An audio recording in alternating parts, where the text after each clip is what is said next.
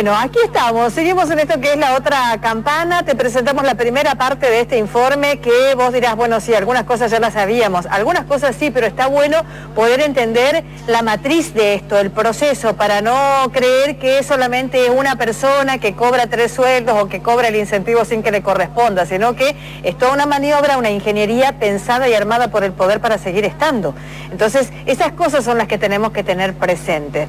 Y ahora quiero saludar a una candidata que creo que está estrenando esta función de candidata, porque sí es militante ya hace mucho tiempo y de causas que son bastante dolorosas, creo yo, para la Argentina y para las mujeres en general.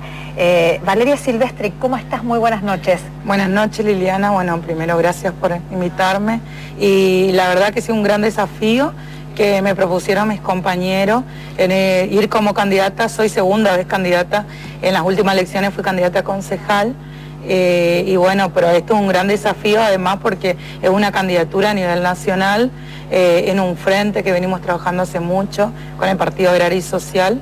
Y también en esto, ¿no?, que vos decías, de una militancia. Yo soy del Partido Comunista de la Argentina y tengo una militancia muy activa en el movimiento feminista, de las mujeres, las diversidades sexuales y los presos políticos, sobre todo de América Latina. Bueno, ahora hace poquito, el 3 de junio, fuiste una de las que dio lectura al documento unificado de todas las organizaciones que participan en esta lucha sostenida. Quiere decir que ya tenés un protagonismo, digamos, en esto. Sí, el protagonismo justamente surge a partir de esta cuestión colectiva de tocar temáticas muy dolorosas que generalmente no se quiere tocar, como las cuestiones de las mujeres, las cuestiones de educación y salud, sobre todo enmarcadas en las mujeres, ¿no? Y que bueno, en este desafío uno se va como redescubriendo y redefiniendo y también poniendo el cuerpo en las luchas.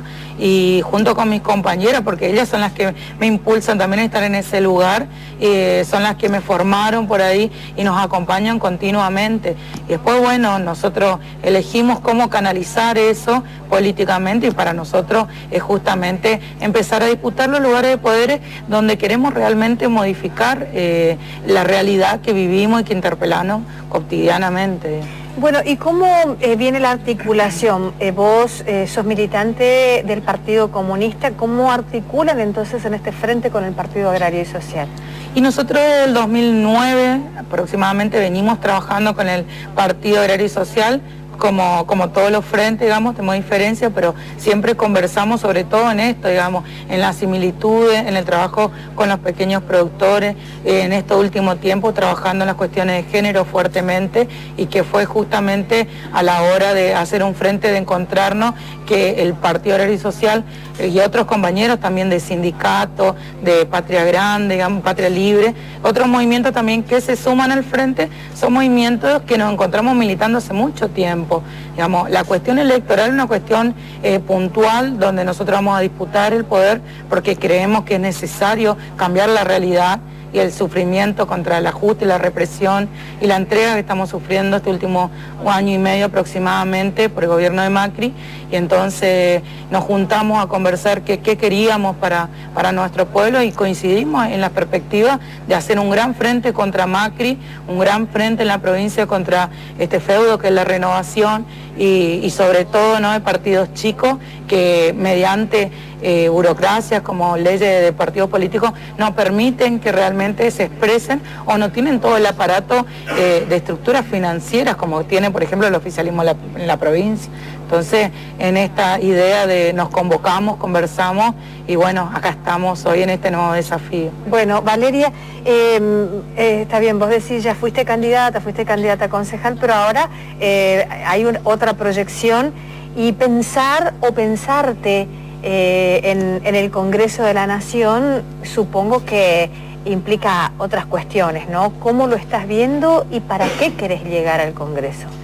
Y sí, implica nuevos desafíos, ¿no? Es proyectar de cómo en un Congreso Nacional, cómo llevamos la política y lo que queremos para nuestra provincia, ¿no?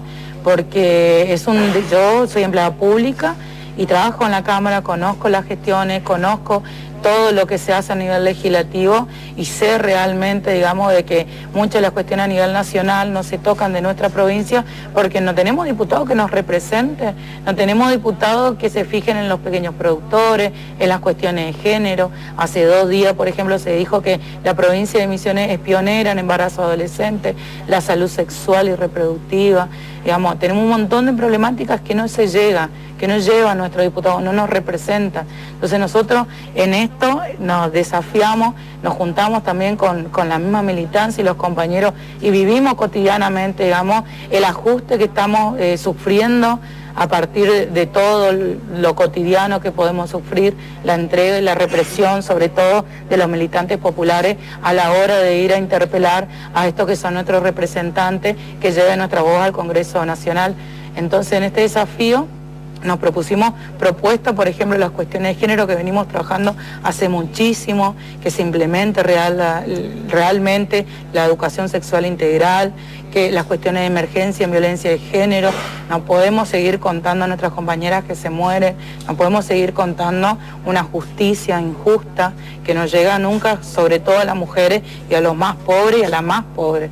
Entonces, nuestra propuesta es armada también a partir de eso, digamos, de la necesidad y de caminar junto con las compañeras y las compañeras qué quieren, ¿no? ¿Qué queremos para esta provincia? Bueno, justamente en estos días, tristemente, hemos sido otra vez noticia no solo nacional, sino internacional, sí, incluso por un caso que entiendo desde el colectivo vienen siguiendo muy de cerca, y estamos hablando del caso de Victoria Aguirre. ¿Vos participaste de alguna manera en esto? Sí, nosotros desde el año pasado venimos visitando a la Victoria, tomamos contacto a partir de una compañera que hizo una entrevista con Victoria en el penal. Cuando tomamos contacto con el caso de Victoria no podíamos salir del asombro, digamos, de que esta justicia, digamos, encarcele a las mujeres pobres sin siquiera primero, digamos, tener una condena, porque Victoria Aguirre está hace más de 2 años esperando en un penal sin condena, cuando tuvo un antecedente ejemplar, tiene 24 años, era estudiante de docencia y no hay peligro de fuga a una persona que más viene de familia obrera muy pobre. Entonces nosotros desde el año pasado empezamos a visitarla a ella en el penal, tuvimos que asistir a Victoria llevándole cosas materiales porque las condiciones de encierro que sufren las mujeres pobres, sobre todo las mujeres, es, digamos, nefasta. Desde ducha de agua caliente, que uno dice que algo tan cotidiano para uno, o no sé, una fruta, cosas cotidianas, un abrigo, no tienen acceso. Ahora tenemos otra herramienta que también se ha logrado a partir de mucha lucha popular, como el Comité contra la Tortura, pero que uno lo tiene que vigilar, si no estas condiciones siguen contando.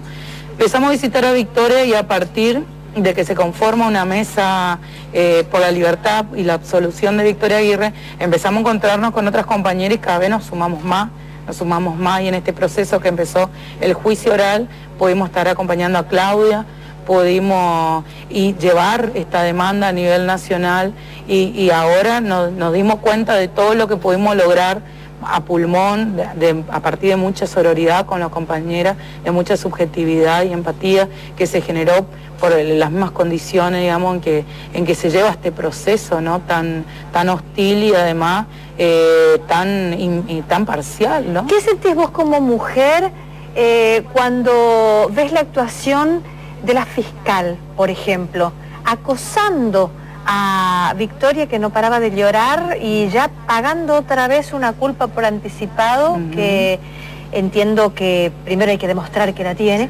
y cuando se pregunta con tanta liviandad a Lovera, que aparentemente todo conduce a que él es realmente quien terminó con la vida de Selene. ¿Qué sentís como mujer cuando ves actuar a una mujer así?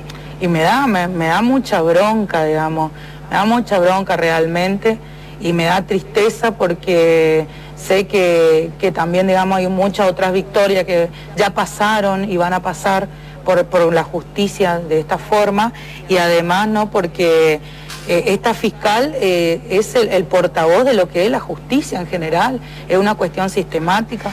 Nosotros, por ejemplo, yo que milito un feminismo comunitario, nosotros no apuntamos a una cuestión de hombre como mujer, sino contra un sistema un sistema patriarcal capitalista, ¿no? Donde hay hombres y mujeres justamente que violentan a las mujeres, pero las mujeres tenemos una condición porque ya nos imponen socialmente. Entonces esa condición que nos deja más vulnerables a nosotros las mujeres a cumplir determinada demanda o no poder acceder, por ejemplo, a educación, a trabajo digno, a una vivienda digna, a salud, a educación, cuestiones básicas, digamos. Me parece que todo eso se vio reflejado en esta fiscal de lo que sucede realmente en la justicia. Como que ella condensa todo eso. Sí, nosotros pudimos visualizar inclusive cómo, de la manera agresiva, digamos, parcial, y sobre todo cómo la gente que tiene, las personas que tienen el poder, que tienen dinero, pueden llegar a hacer esto, porque es posible que un poder judicial se maneje de esta forma en la medida de que hay una cuestión sistemática dentro y de personas que tienen poder, no poder solamente político, sino poder financiero, digamos. Claro. Valeria, ¿cómo ves esta contienda electoral? Salís a la arena ahora con la fórmula, con los candidatos del frente que ha conformado el país, y hay otros al frente. ¿Cómo ves todo esto? Sí, y bueno, primeramente para mí es un orgullo ir con el diputado Serena, por ejemplo, en la lista. Creo que una persona que demostró, digamos, y junto al PAI, demasiadas veces ya, digamos, la coherencia, y sobre todo hacer una contraofensiva a estos frentes, digamos, que hay en la provincia, que para nosotros hay frentes que siguen siendo el mismo feudalismo, que siguen con su impunidad de poder. Por ejemplo, estos que mirábamos recién de la docente, digamos, dentro de lista de este oficialismo hay una docente, por ejemplo, que tiene denuncia penal y la Secretaría Electoral no hizo nada. Entonces no puede ser que de vuelta los partidos opositores tengamos que decirle a la justicia electoral que se adecúen y sancionen a estas personas cuando se presentan. ¿De quién estás hablando? De una candidata del oficialismo. De Flavia Morales. Ajá. Flavia Morales. Sí. Y tienen, por ejemplo... ¿La denunciaron? La denunciaron penalmente, sí. Y entonces me parece eso, de que esto es posible en la medida de que haya un aparato atrás, digamos, y un aparato de poder político y financiero. Entonces, ¿se puede romper esto? Y tendría que haber voluntad de la Secretaría Electoral primero a no haber realmente oficializado esa boleta. Ajá. Porque hay una serie de requisitos que nosotros como candidatos tenemos que cumplir antes de llegar, digamos, a ser candidato. Por ejemplo, tener más de 25 años, sobre todo diputado nacional, no tener antecedentes, ser residente en la provincia donde se nos elige. Ajá. Y entonces eso, por ejemplo, no se está cumpliendo en este momento. Bueno, yo te invito, Valeria, te agradezco mucho por la presencia, pero te invito a que te quedes a ver la segunda parte de este informe. Creo yo que no se puede mirar para otro lado, ¿no? Incluso los docentes dicen, ¿qué pasa que la oposición tampoco reacciona ante esto? Lo podemos ver, señor director, la segunda parte de este informe donde mostramos la matriz fraudulenta de las elecciones del Consejo General de Educación y que entendemos se extiende también a todo el sistema eleccionario en la provincia. ¿Lo podemos ver, por favor?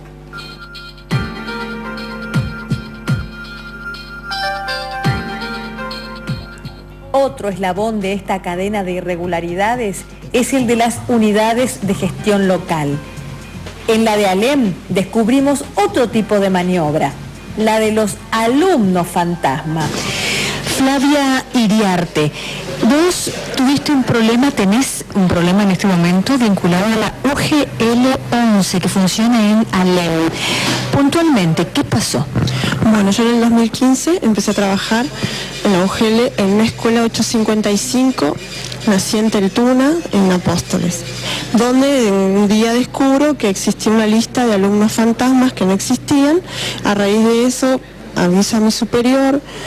Bueno, no hace nada, aviso que es el señor Leodoro Garay, alias Lucas, que trabaja como coordinador de UGL 11 en ALEM, y al no conseguir respuestas, lo aviso al superior, que es la señora Estela Tavares, coordinadora provincial de UGL. Bueno, a raíz de esto estoy sin trabajo, ¿sí? Porque, bueno, por no callarme, por no formar parte de esta corrupción, y Y bueno, mi denuncia es que lo que reclamo es que el Consejo General de Educación se expida, porque ingresé todo el trámite, lo vieron los vocales, sesionaron y hasta el día de hoy está en Secretaría de Sumario. Hablé con el señor Mendieta, que está en su oficina, el supuesto sumario, y no consigo respuesta. Y bueno, me castigaron dejándome desocupada. Bueno, vos descubriste algo en forma casual. Exactamente, un día viendo los registros veo que la cantidad de alumnos que había algunos que nunca habían estado en la escuela, y gente mayor de 30 años, en una escuela formal, no de adultos, ¿no? Bueno, ¿y por qué se haría esta maniobra? ¿Por qué crear una matrícula de alumnos inflada, digamos, una cantidad de alumnos que no existen? ¿Para qué? Porque esta era una escuela que empezaba a funcionar nueva, por la parte secundaria, ¿sí? Entonces todas estas eran horas creadas, ¿sí? Y éramos todos colegas de ALEM que empezamos a trabajar. Cuando empezamos a cobrar, porque cuando son horas creadas uno no cobra inmediatamente a fin de mes. Yo por a 9 meses sin cobrar un centavo. Después uno cobra todo junto. Cuando empezamos a cobrar, a todos y mis compañeros también les pedían la renuncia por una cosa o por la otra. Y ingresaba gente de Apóstoles, ¿sí? Porque era época de elecciones. Cuando empecé a hablar de esto, me trasladaron de Apóstoles a San Javier, a la escuela 55, donde ya había profesora de inglés, yo daba clases de inglés, salía la profesora y entraba yo y volvía a dar la misma materia. Y bueno, al no presentar mi renuncia, me dan un desplazamiento a nombre de la señora Armas Carolina Rosa, que ni siquiera tenía el legajo abierto personal. Y bueno, ahí yo reclamé a la señora Celia Estela Tavares y me dejan todo sin efecto, no se notifican, pero no pasa nada. En el Consejo General de Educación no pasa nada. Y supimos también por qué en algunas UGL aparecen muchos docentes y trabajan solo unos pocos. Pasa, por ejemplo, en la de ALEM. Del año pasado para acá, por ejemplo, hay gente que trabaja en una extensión X, aparecen todas en la sede, por ejemplo. Si usted mira ahora, va a encontrar como 30 y pico de docentes que figuran en la sede. Acá que está trabajando. Y en la sede acá no hay nadie, porque no hay alumnos acá. Acá Claro. es solo la parte administrativa. Sí. Entonces uno cuando designa tiene que designar por la sede para que entre, si no, no cobra, por ejemplo. Pero no porque esté trabajando acá, sino porque está mal la planta. ¿Y eso por qué? No les sé decir. Eso fue un error del sistema o no sé qué. Pasa que el sistema lo manejan las personas que están allá, digamos. Yo la verdad que ahí no les sé decir porque de un día para el otro apareció así y bueno, y se reestructuró, se armó todo y bueno, y ahora estamos esperando que nos aprueben. Y por ejemplo acá, ¿cuántas personas funcionan trabajando? 3. El director. Figuran 30, pero trabajan 3. O sea, trabajan 3. ¿Pero sí. cuántas figuran? 30. Por como 30 y pico. Ah. Porque es como toda una extensión, como toda una de nuestras, por ejemplo, y en esa extensión, que es la 226, por ejemplo, no figura ningún alumno, ningún docente. Creo que hay 2 nomás. Y el resto están todos allá, figuran en la otra allá en el Apóstoles, cuando nunca trabajaron allá, por ejemplo. Pero esos son errores del sistema de allá, del que cargó, se equivocó. Toda esta ingeniería se armó para seguir ganando las elecciones, a como sea. Los integrantes de la Junta que supuestamente ganaron son ilegítimos. Ilegítimo, y nosotros a todas luces lo planteamos como ilegales porque está judicializado, ellos no lo dicen. ¿Quiénes son?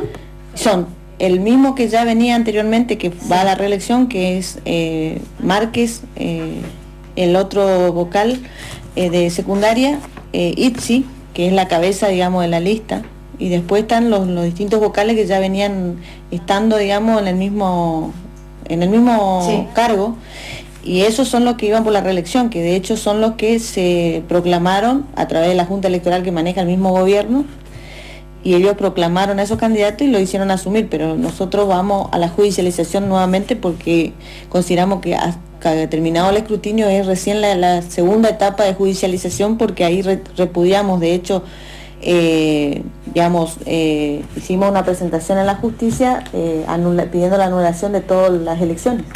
Y en este marco nos sorprende que Flavia Morales, directora de la Escuela de Robótica, secretaria legislativa de gestión en TIC, coordinadora del Plan de Inclusión Digital, también cobre incentivo docente por no dar clases casualmente en la Escuela Fantasma Cuise 1900.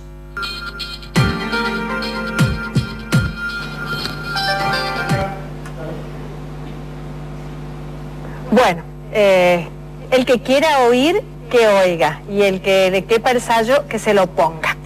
Te agradezco mucho por haber estado con nosotros. Muchísimas gracias a vos, Liliana, y bueno, en estas elecciones tienen una opción más, pueden buscar en mi Facebook, Valeria Silvestri, diputada nacional, si quieren ir que nosotros vayamos a los barrios, a conversar con los vecinos, en que podamos colaborar.